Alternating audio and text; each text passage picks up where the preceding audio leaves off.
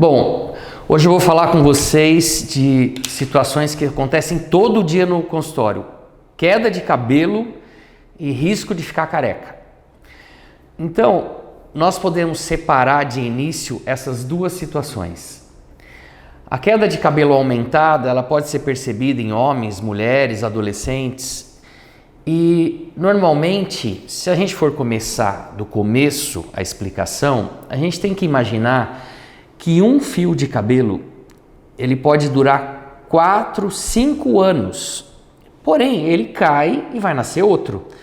Então imagina que essa minha cabeleira aqui, daqui 5 anos, eu já troquei todos os fios. Então se não voltassem, eu ia ficar careca.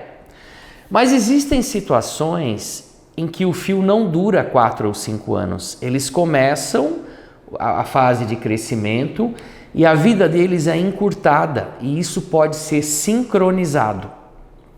Como é isso? E tem um nome, inclusive, a gente chama de eflúvio telógeno, ou seja, os cabelos começam a acelerar e caem rapidamente na fase chamada telógeno antes da hora. A gente viu isso muito no Covid. As pessoas tiveram Covid e alguns meses depois houve uma grande perda de fios de cabelo. E não é só no Covid, né? Isso pode acontecer também em outras situações de doenças, por exemplo, doenças metabólicas ou uso de medicamentos. Às vezes a pessoa começa um tratamento com algum medicamento que depois de algum tempo vai levar à queda de cabelo.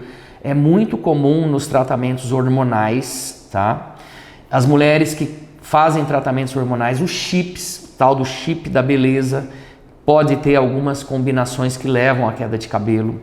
Mas também a gente está falando eventualmente de estresse crônico, nós estamos falando também de alterações hormonais, também principalmente nas mulheres, e nós estamos falando às vezes em alguns regimes muito intempestivos. Isso leva a um trauma no folículo capilar e ele geralmente vai cair 2 a 3 meses depois. E quem ficou grávida sabe que também durante a gravidez o cabelo fica bonito, ele bomba. Mas alguns meses depois, por causa da queda hormonal que mantinha a placenta e o feto, o cabelo começa a cair e ele volta. Agora, isso tem tratamento, né? Quando o eflúvio telógeno é muito intenso, vale a pena intervir, muitas vezes com vitaminas, eventualmente com medicamento via oral e eventualmente com também tratamentos que eu vou explicar quando eu falar da calvície, tá? Então, normalmente o fio volta, mas há períodos em que a perda do volume é tão grande que vale a pena intervir. Agora, um dos problemas que acontece com homens e com mulheres é a alopécia androgenética. E aí sim, muitas vezes é uma questão genética, que pode ser da parte do pai ou da mãe, não necessariamente em todas as gerações, tá?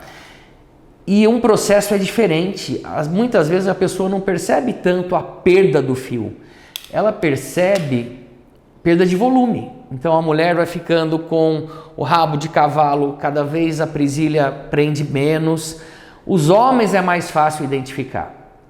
Às vezes o garotão de 18, 20 anos, ele já percebe a entrada, que já era do pai ou do avô, ou até da mãe que tinha pouco cabelo. Essa região aqui do cucuruto que a gente fala, que também ali começa a diminuir e os amigos começam a falar, principalmente quando ele entra na água, porque aí a gente visualiza bem essa perda de volume. Olha, você está ficando careca. A mulher demora mais para perceber, porque o padrão feminino é diferente. Não é geralmente de entrada e cucuruto, é uma perda nessa região central, atrás da linha frontal. E aqui começa a ficar mais ralinho o cabelo, a gente começa a ver o couro cabeludo por transparência. Agora, o dermatologista consegue fazer esse diagnóstico, principalmente nas mulheres, muito antes dela perceber. Existe uma ciência que é a dermatoscopia, que é uma lente de aumento, que aumenta até 30 vezes, que a gente consegue perceber esse afinamento. E aí, em vez de sair 2 ou 3 fios grossos do mesmo folículo, começa a sair só um fio, ou 2 grossos, depois só um fio grosso, ou às vezes nenhum fio mais, ou só um fio fino. Então a gente consegue entender essas nuances e propor um tratamento para os nossos pacientes. E a ciência dermatológica evoluiu muito nesses últimos tempos em relação ao cabelo. Então, hoje em dia, é importante o diagnóstico precoce e é importante começar o tratamento para que essa pessoa, no caso dos homens, não fique careca, no caso das mulheres, não perca muito cabelo ao longo da vida. E como é que é feito esse tratamento? Depois dessa análise inicial, nós vamos propor, então, dependendo do caso, tratamento via oral para o homem e para a mulher. Isso já tem respaldo científico, mostrando que funciona. É como se a gente congelasse essa tendência dessa pessoa com o tratamento via oral.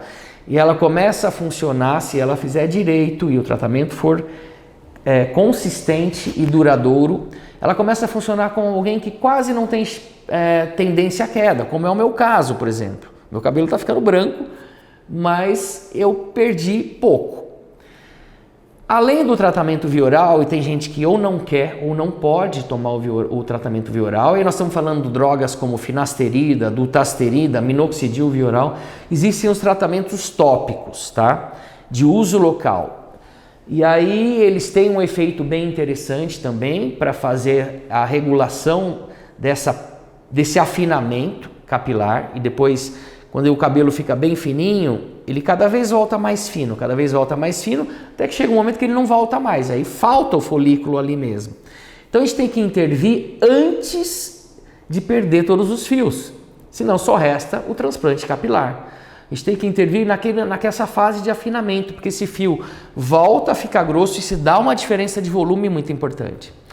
Então eu falei do tratamento via oral, do tópico, e também nós vamos usar minoxidil, mas existe agora, há alguns anos, na ciência dermatológica, a infusão de ativos no couro cabeludo.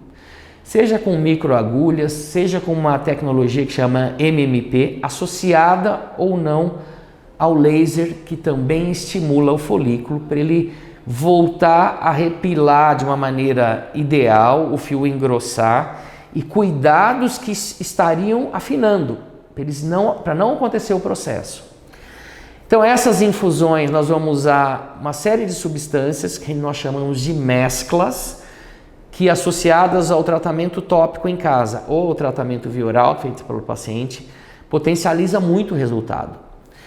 E tem uma grande novidade que vocês vão ouvir falar, mas eu já vou dar o spoiler aqui, que é a chegada de uma espécie de terapia genética, que é chamado de exossomos. Exossomos é uma pesquisa de 20 anos, na Europa o produto comercial tem uns 5 anos e no Brasil eu tive a honra de dar a primeira aula de exossomos num congresso aqui no Brasil.